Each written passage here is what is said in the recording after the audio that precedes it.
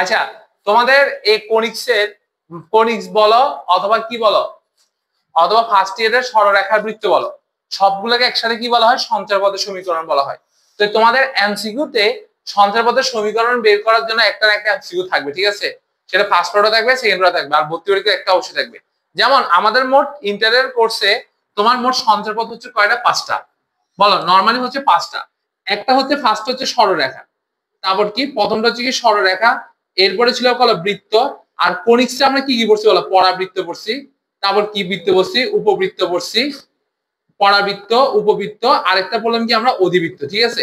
এখন বোর্ড পরীক্ষাগুলোতে এত বেশি কঠিন কোশ্চেন না করলে ভর্তি পরীক্ষা আমাদের কঠিন কোশ্চেন করে, ঠিক আছে? তো ভালো করে খেয়াল করো, আমরা যদি সহজ কোশ্চেন যদি আসে তাহলে কিভাবে বুঝবো সরলরেখা? মনে রাখবা, সরলরেখার ক্ষেত্রে সঞ্চারপথে এক্স আর ওয়াই শুধু থাকবে। শুধু কি থাকবে? সিঙ্গেল এক্স সিঙ্গেল ওয়াই থাকবে, অর্থাৎ এদের উপর কোনো পাওয়ার টাওয়ার কোনো কিছু থাকবে না, শুধু এক্স আর ওয়াই থাকবে। যদি কখনো তুমি এক্স ওয়াই দেখো তাহলে কি বুঝবে? সেটা সরলরেখা। আর বৃত্ত, ভালো করে দিকে দেখো, দেখো এদিকে দেখো, বৃত্তর ক্ষেত্রে মনে রাখবা এক্স স্কয়ার আর ওয়াই স্কয়ার থাকবে। কি রাখবে? এক্স স্কয়ার আর ওয়াই স্কয়ার থাকবে, কিন্তু এক্স স্কয়ারের সহগ আর ওয়াই স্কয়ারের সহগ দুটো কি থাকবে? সেম থাকবে। বলো বৃত্ত কিভাবে বুঝবা? এক্স স্কয়ার আর ওয়াই স্কয়ার কি থাকবে? সহগ সেম থাকবে, এবং এক্স স্কয়ার এবং ওয়াই স্কয়ার থাকবে, এবং দুটো সহগ কি থাকবে? সেম থাকবে। এরপরে পরাবৃত্ত আমি নরমালি কিভাবে চিনবো? অর্থাৎ ওয়াই স্কয়ার সমান 4ax, অর্থাৎ একটার উপর স্কয়ার থাকবে আরেকটার উপর স্কয়ার থাকবে না, সেটা হচ্ছে পরাবৃত্ত। যেমন এক্স স্কয়ার সমান 4ay, ঠিক আছে? আর উপবৃত্ত আমি কিভাবে চিনবো? অর্থাৎ x square by a square plus y square by b square is equal 1, অর্থাৎ এক্স স্কয়ারের সহগ আর ওয়াই স্কয়ারের সহগ সেম না, বাট তাদের মাঝে কি থাকবে? আমাদের প্লাস। আর অধিবৃত্তের সমীকরণ আমি কিভাবে চিনবো? X square by a square minus y square by b square, অর্থাৎ এখানে মাইনাস থাকবে। তো এগুলো হচ্ছে আমাদের সাধারণ সমীকরণ, মানে এগুলো হচ্ছে আদর্শ সমীকরণ মতন, কিন্তু আমাদের কিছু ব্যাকাতারা কিছু সমীকরণ থাকে অনাদর্শ থাকে। তার ভিতরে হচ্ছে যদি সেগুলো যদি আমাদের কোয়েশ্চেনে আসে তাহলে তোমাকে এইরকম একটা সমীকরণ তোমাকে মাথায় মনে রাখতে হবে। কথা কি বুঝতে পারছো? এরকম একটা সমীকরণ মনে, তবে তোমাদের না ইন্টারনেট কোর্সের জন্য আপাতত এগুলা পড়লে তোমার হয়ে যাবে। তাও আমি সেটা বলে দিচ্ছি, সেটা হচ্ছে দেখো কোনিক্সের সাধারণ সমীকরণ হচ্ছে A x square plus 2h(xy) plus by square plus 2gx plus 2fy plus c equal 0। এমসিকিউর জন্য এই জিনিসটা তোমাকে মনে রাখতে হবে। এখানে একটু ভালো করে খেয়াল করো, ডেল ডেল মানে ক্ষেত্রফল। এখানে কি দিছে বল? এ কি এক্স স্কয়ার সহগ, এইচ তারপর কে G, H B F G F C, এই পুরো মডুলাসটা মনে রাখতে হবে। হ্যাঁ, এই মনে রাখার পর তোমাকে কি করতে হবে? ত্রিভুজ ক্ষেত্রের ক্ষেত্রফলটা বের করতে হবে। দেখো ত্রিভুজ ক্ষেত্রের ক্ষেত্রফলের মান কখনো 0 হবে না। যদি 0 না হয় তাহলে দেখো সবকটা কি বলছে বলো? এইচ স্কয়ার সমান যদি এবি হয়, বলে কি লিখছি বলে? এইচ স্কয়ার সমান যদি এবি হয় তাহলে এটা কি বৃত্ত হবে বলো? পরাবৃত্ত। আর বলছে কি এইচ স্কয়ারের মান যদি এবি থেকে ছোট হয় তাহলে সেটা কি হবে? উপবৃত্ত। আর এইচ স্কয়ারের মান যদি এবি থেকে বড় হয় তাহলে সেটা কি হবে? অধিবৃত্ত। তবে সরলরেখা আর বৃত্ত তোমাকে শিখা লাগবে না, কারণ সরলরেখা চিহ্ন কিভাবে? এক্স আর ওয়াই দিলে কি থাকবে? সিঙ্গেল থাকবে।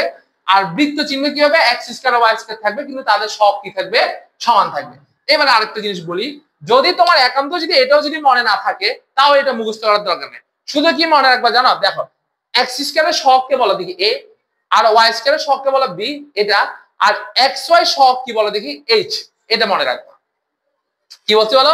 এক্স স্কয়ারের সহগ কত বলো? এ, ওয়াই স্কয়ারের সহগ কত বলো? বি, আর এক্স ওয়াই সহগ কত বলো দেখি? এইচ। এটা মনে রাখবা। এবার তুমি বলো দেখি কেন?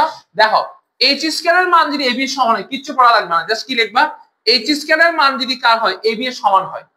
এইচ স্কয়ার মান কার সমান? এবি এর সমান, তাহলে সেটা কি? পরাবৃত্ত। তাহলে আমার এটা কি মনে রাখা লাগতেছে? শুধু কি মনে রাখ বলো? এক্স স্কয়ারের সহগ কত? এ, ওয়াই স্কয়ারের সহগ কত? বি, আর এক্স ওয়াই সহগ কত? এইচ। তাহলে এইচ স্কয়ারের মান যদি এবি এর সমান হয় তাহলে কি? পরাবৃত্ত।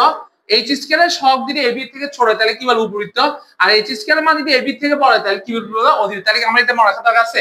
দরকার নাই। তাহলে আমরা যদি এবার একটা एग्जांपल দেখি তাহলে একটু দেখো তো, কথা বলিও না। দেখি তো আমরা যদি এবার একটা एग्जांपल নিই,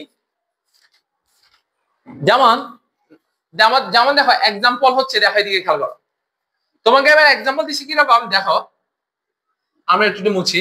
দেখো খেয়াল করো কি বলছে, एग्जांपलটাতে আছে তোমার 4x স্কয়ার 16x স্কয়ার। দেখো খেয়াল করো কি বলছে, লিখিও না এখন। 16x স্কয়ার মানে 2 দুগুণা 4, 4 দুগুণা 8, 3 আর কত? 24। 24xy plus 9y square plus 9y square minus 44x minus 42y plus 49 is equal to 0। বলছে এই সঞ্চার পদটি কিসের সমীকরণ? সবাই কি বুঝতে পারছো কি লিখছি এখানে? কি লিখছি বলো? 16 কত এক্স স্কয়ার, তারপর কত -24 x y, 9 y square -44 x 42 y plus 49। এটা কি সমীকরণ? তো তুমি দেখো এক্স স্কয়ারের সহগ কি বলে? এটা এ, ওয়াই স্কয়ারের সহগ কি বি, এক্স ওয়াই সহগ কি বলো দেখি? 2। মাথায় রাখতে হবে 2 কিন্তু থাকতে হবে। 2 এর সাথে যেটা আছে সেটা হচ্ছে এইচ।